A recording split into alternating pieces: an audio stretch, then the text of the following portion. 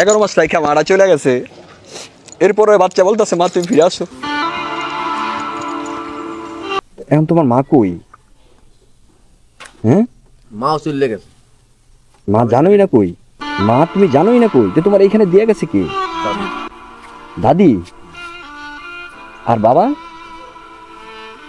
বাবা এও জানো না কই? বাবা নাই, দুজনই জীবিত। কি নাম তোমার? ওয়াজিদ। বাবার কথা মনে পড়ে? কষ্ট লাগে? আর মার কথাও মনে পড়ে না? মাও কি তোমার ফোন টোন দেয় না কখনো? জানো না তুমি কই আসো?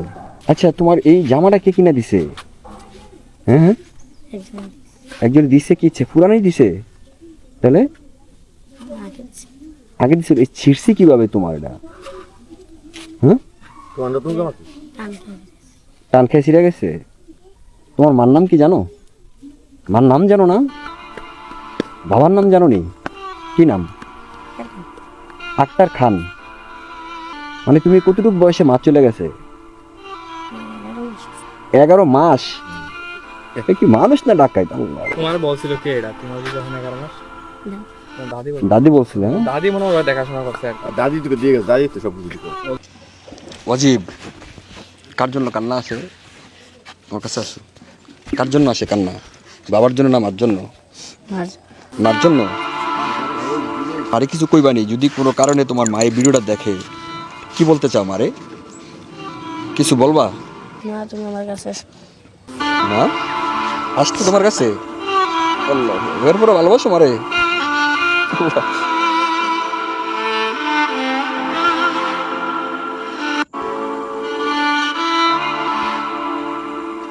11 মাস রাইখা মারা চলে গেছে, এরপরে বাচ্চা বলতেছে মা তুমি ফিরে আসো। বিড়াল একটা পশু, একটা মুরগির বাচ্চা দেখেন ধরতে গেলে কি রকম আক্রমণ করে, আর ওই মা এটা কেমন মা যে আল্লাহ।